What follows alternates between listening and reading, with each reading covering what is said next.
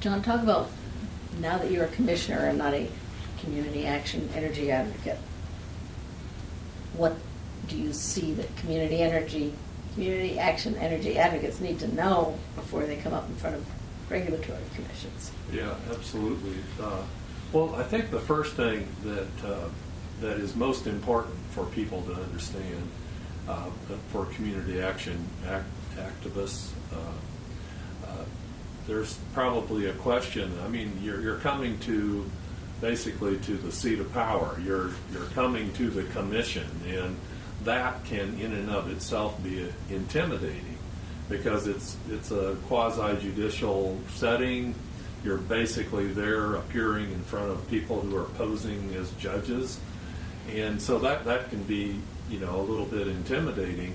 But I guess the first thing that you need to get past is that you absolutely belong there, and your absence from being there makes it really hard for that body of people to make decisions that would go in favor of your constituents.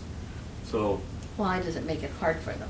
well, because in a quasi-judicial setting like that, the people who sit there and hear the testimony and go through all the filed testimony, the written testimony, they have to make decisions based on the record evidence. You know, the record on a case can be a pile of paper that deep. And as a commissioner, I cannot just say, well, I want to do this and just make the case, because that would never stand up in an appellate court. My opinion really doesn't matter. What matters is people who file as interveners in the case file testimony or come and give verbal testimony, and they are cross-examined by the other interveners who choose to cross-examine you. But if you have a thread of information in the record about what your situation is, and based on statutory references to, you know, the LIHEAP program, the weatherization program, and actually talking about what flexibility a commission may have in terms of making a decision in those cases, if that is in the record, certainly the commissioners can choose to ignore that information, but some commissioners may actually be looking for that information. So you have to be there, you have to be present, and the fact that you are there is important, because there are different classes of customers, and rates get decided based on customer classes.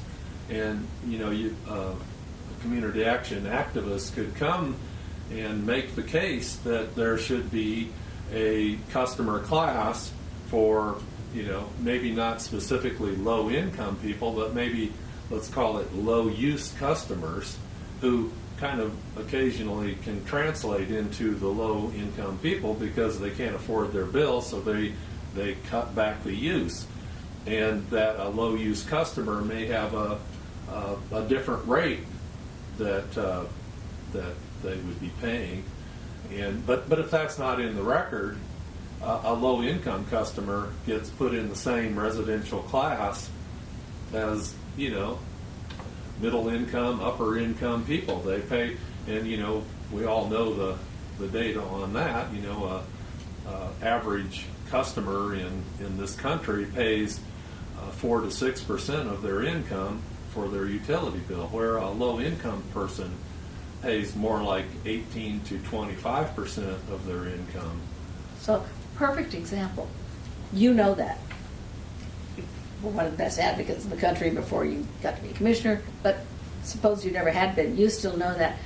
If no one put it in the record in the case, if no one said it or wrote it in any way, could you bring that up as an argument? Well, if there was an oral argument, If there had been no discussion of it, but it's just a known fact somewhere out in the world, no. but not in your case? no.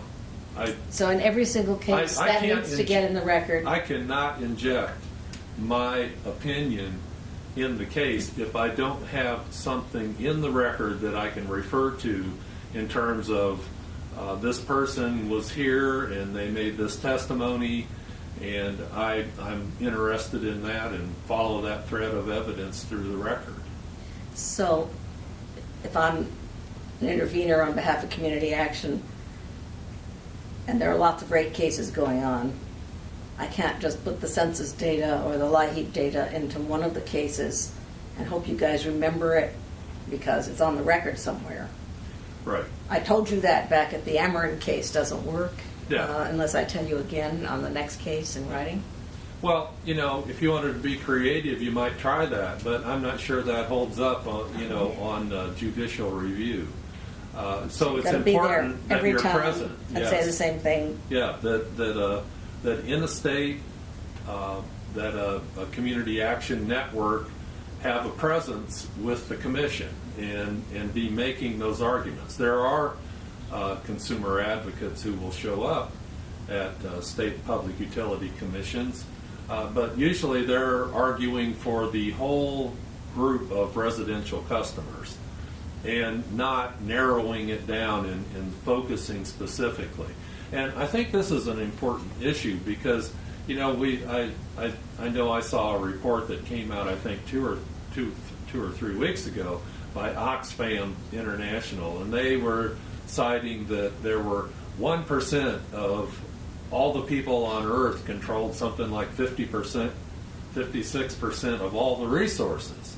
And in this country, we have a situation where, we used to have a really strong middle class, but, that's been hollowed out, pretty effectively over the last 20 years or so to the point where the middle class is almost not. So when you talk about low-income people, you're not talking about what traditionally we think about as low-income people. It's a really big group of people, and they need representation in these cases. And it's not something that is even controversial to a utility, because the utility has this growing number of people who have trouble affording their product. So they have a lot of interest in figuring out the best strategy for how to make those payments, make them on time, keep people current, keep the cash flowing. And affordable rates is a very important aspect of that. But advocates have other responsibilities to show up with their General Assembly and make sure that there are statutes that are in place so that the law can actually mitigate the impact of the bill on the customer. In Illinois, we advocated for a percentage of income payment plan, which was... We being Illinois Community Action, The Illinois before you were Communi- on the commission. The Illinois Yeah. Community Action Association, Oh. along with a coalition of other interested groups, took this issue to the General Assembly, and it took 4 or 5 years for it to eventually take effect. But if average people pay 4 to 6% of their income for their utility bill, how can it be that a low-income person is paying 20% of their very small income for their utility bill? So what the PIP does, the Percentage of Income Payment Plan, the acronym PIP, what that does is the person then doesn't really pay their utility bill. They pay that 6% of their income, which is documented through the intake process at the LIHEAP agency. They pay 6% of that on a monthly basis, and then the program picks up the balance of that. And you can also, in Illinois, I know that plan is very much tied to arrearage reduction. If you make your payment on time, you get a 1/12 reduction of your arrearages, which really encourages people to continue to make that so-called affordable payment on a regular and ongoing basis.